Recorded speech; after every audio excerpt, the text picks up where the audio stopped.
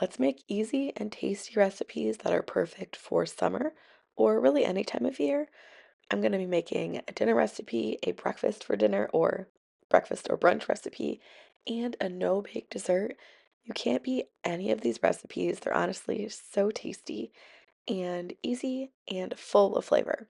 So to get started, I'm going to be cooking up some bacon for kind of an elevated BLT. So I like to bake the bacon. Sometimes I'll cut it in half, sometimes I'll put it in whole. The advantage to cutting it in half, which is what I do for this recipe, is you can fit the whole pack of bacon on the one sheet pan. This is like a full size sheet pan, so it's a pretty big one. But you can fit the whole pound, and you can also fit your bacon on your bread really nicely. But I also cook it whole if I don't feel like cutting it, and that works really well too. So I'm just going to bake it in the oven at 400. Check it about 15 minutes and see how long you need it to go. Obviously, if you use whole pieces, it'll take a little longer, but I like my bacon to be pretty crispy, so definitely cook it to however you like it. And when it comes out, I usually transfer it to a paper towel lined plate or dish. Today I thought I would have leftovers, so I went ahead and put it in a container so I could also store the leftovers in the fridge. But by separating out the bacon, putting them in individual layers, and also cutting them in half, you get these great pieces of bacon. They're a great size, and you also can store them really easily in a container in the fridge. So to elevate this BLT, I'm going to make some aioli, and this is just a quick aioli. There's no egg in it or anything. So I'm going to use the juice of a whole lemon. And this is a great sauce for a BLT or if you want to make sub sandwiches. Really good. So it's the lemon juice, salt. I use garlic powder. It's actually roasted garlic powder, a little bit of mustard. This is Dijon and some mayo. So you get kind of a bright, garlicky, mayo, creamy kind of dressing or sauce for your BLTs. You can't beat it. It's really easy as well, especially if you use mayo, which already, has that creamy component. You don't have to make your own mayo base or anything like that. I just like to whisk it together. It comes together super quickly and easily. I taste it, make sure I don't need any more seasonings, and in this case, it was great. So I am going to go ahead and slice up my tomatoes, and I like to put it on, sometimes I use a towel, sometimes I use a paper towel lined plate. I go ahead and salt it. This really brings out the flavor and brings out the juices, and I love doing this. I'm going to go ahead and set it aside in the fridge and prep this dessert. These s'mores bars are great if you don't want to heat up your kitchen because it's hot outside, or if you just want something really quick and easy. There's only a handful of ingredients. All you have to do is melt chocolate and peanut butter in the microwave. That's the only heating up you have to do. And it's really good.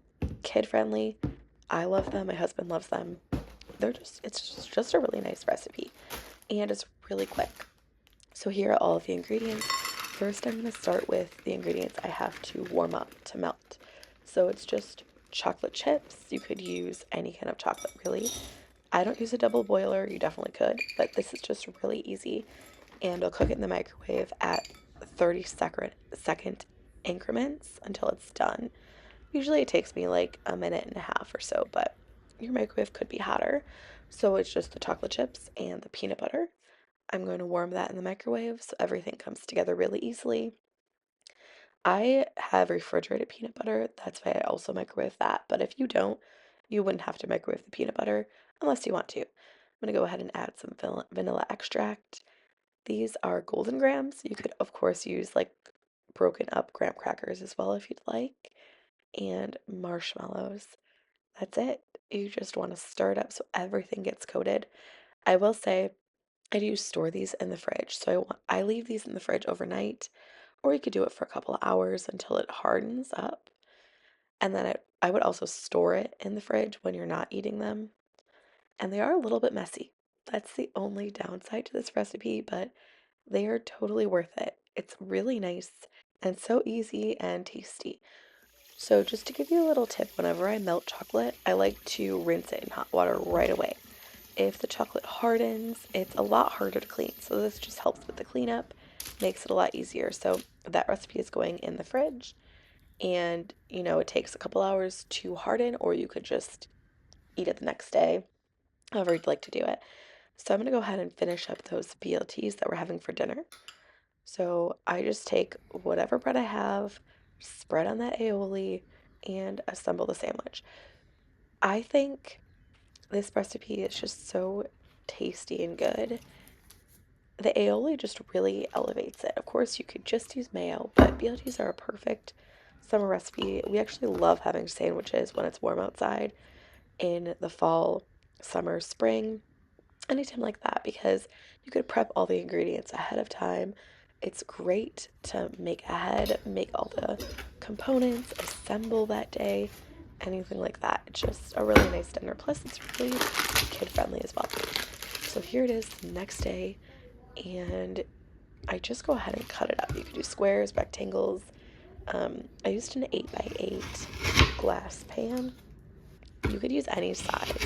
I think the size is perfect for the amount of ingredients, but if you're doubling it, you could use 9x13 or something like that. This next recipe I'm going to share is also easy, tasty. I'm all about making delicious food for my family that just doesn't take a lot of time, doesn't have any complicated ingredients.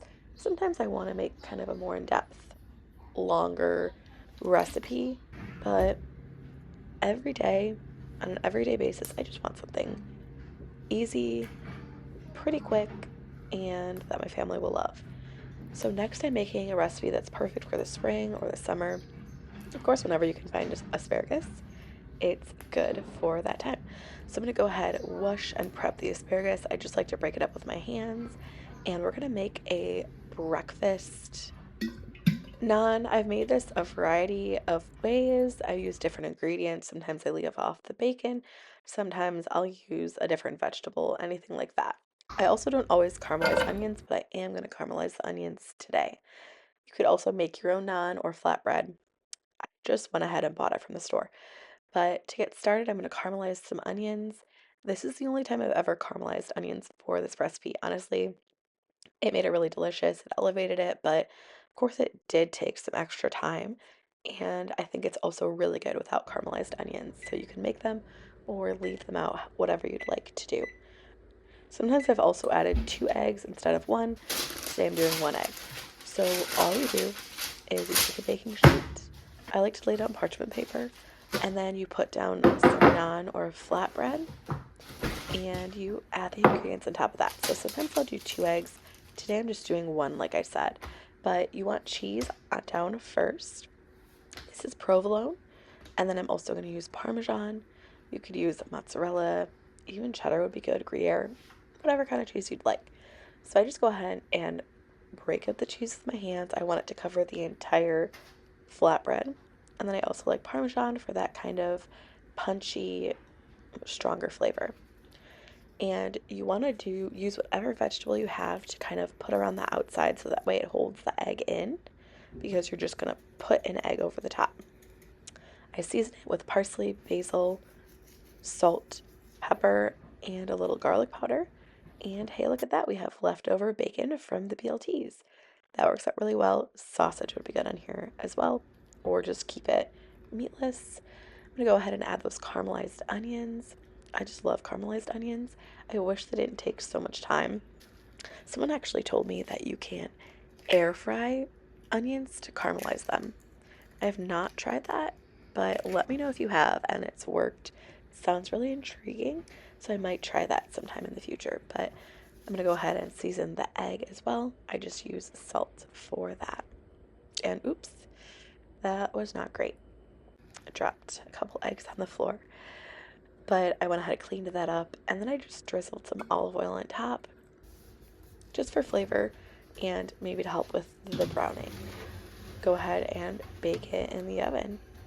You could also use a toaster oven. I have like a countertop oven. It also works really well in there. So you can make the egg however you want. I wanted a kind of like wet yolk. I don't know how to describe it, but I didn't want a runny yolk. So that's how I made it this time. I've also made it with a runny yolk too. and I like that as well. Just depends on what you're feeling like that day. But I go ahead and cut it up like pizza, and I like to top it with hot honey. Those are the recipes for this video. I hope you really enjoyed it, and I can't wait to see you again. I'll post again next week. I'll leave all the recipes in the description. Don't forget to like, comment if you have any recipes you want me to try, and subscribe if you're new. See you later.